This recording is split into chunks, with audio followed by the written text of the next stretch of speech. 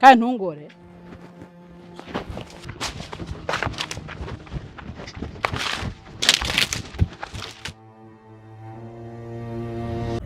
So guys, mumeze mute? Kanizere ko mumeze neza, nanjye meze neza.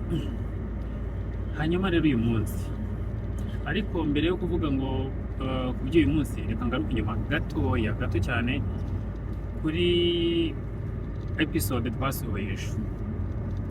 Abantu bose babonye ndimo gucika polisi, bamwe bagiye bangira inama ngo urumva ngo Keve ngo turakwinginze ntucike polisi. Tekereza nawe ari wowe wahagarara polisi ikagufata iri kukwirukanka.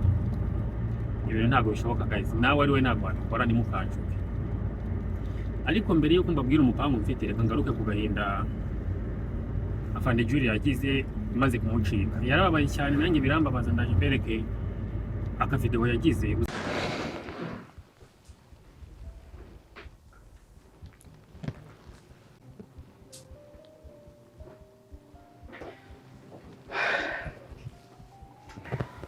Ndababaye kura umuhungu aducitse.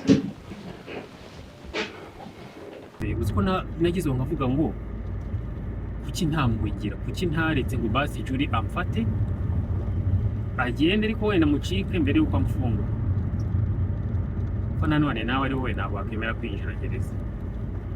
So uyu munsi rero mfite gahunda. Izera ko maze kubona uburyo Julie nyine yababaye, uburyo agahinda afite, ariko abafana be ndabakomeje mwihangana. Noneho rero reka mbabwire gahunda mfite ubu tuvugana. Murabona ndi mu modoka ndimo ndagenda umuvuduko mwinshi cyane, ntabwo byoroshye. Kwanza reka mbane mbere kuva mu rugo mu gitondo nazinutse byari bimeze. Abareba kure muraza guhita mwibwira ikintu nyine gikurikiye ubu ngubu. Guys, nta mwanya mfite wo kumenya twana na Julie. Mberekeye, reka nze parking vuba mbereka ahantu ngiye kuba nigiriye. Byakeza nabyo sinzi, ntawamenya. Babona nawe azandaburiza cyangwa se ngasanga kandi ndamukomye, burya sinjya niyizera. So maze gutegura ibintu byose ku murongo. Man, dore iyi ni imyenda na bag, ariko gusohoka muri uyu mujyi mw'abantu ni ibibazo. Okay, ndizera ko mwabibonye ukuntu bimeze. Ubu rero igikurikiye ndakomeje urugendo. Man, ndimo ndahunga, ubu ngubu ndacitse, ngiye nsohotse muri uyu mujyi. Ibintu byo kumeza mpanganye na polisi ntabyo. Ikindi namwe nta mwe mumfitiye. Abantu benshi baragira inama polisi y'uburyo igomba kumufata. Mwumvishe ukuntu Julie yavuze ngo bohereza abapolisi wanjye, abandi bajye ku kazi kanjye paka bamfashe. Kandi nanjye ntabwo nshaka kubafata. Ni ukuri munyihanganire, mukeneye ko abantu twakoreye amakosa bahabwa ubutabera, ariko nanone ntabwo byavamo. Nanjye ntabwo napfa guhagarara gutyo gusa ngo marike amaboko ngo bantware. Gusa ari we wahagarara ngo bakujyane. Mu kanya ndakomeza mbere ku buryo urugendo rwifashe, ariko icyo nababwira nuko ngiye hagakore cyane. Sinahavuga murabyumva namwe mutazarabura. Mwazarabura Afande Julie, gusa ni ahantu kure. Ko mu kanya ndatangira kwinjira mu mashyamba, ndabereka ukuntu ibintu biza kuba byifashe, uko bishoboka. Ewana, ariko nanone biragoye kuva muri uyu mujyi uryoshye gutya. Kwanza ni muri mujyi kuko namaze kuwusohokamo, ugasubira mu byaro umunsi mu buzima. Mu minsi njya gutangira karakazi kwa Scott, bose adariyamo akazi ukuntu byari byifashe, byari ibintu bigoye, ubuzima bwari bubi cyane, narabuze akazi ndi umushomeri. None ibintu bimaze kuryoshya man, cyakoze naheza hese kabisa. Ibintu byari bimaze kuryoha, none nisanze mu bibazo. Umujyi nongeye muvuyemo, simbizi ntabwo nzi aho bizaherera. Hanyuma abantu muri kubwira Keza ngo kubwira ngo ntanyizere ngo ni iryarya. Ejo nabonye amakomenti yose muvuga ngo Keve ngo ni cabiranya, ngo ni sinzi ibintu mwagiye mukoresha n'ikinyarwanda gihambaye cyane. Ahubwo nta nubwo nari nzi yuko abafana bacu bazi ikinyarwanda muri buriya buryo kandi ibintu byagiye bingora kubisoma, ariko mu by'ukuri mwamfashe nk'indyarya. Mbese mubwirwa n'iki ko ndi indyarya?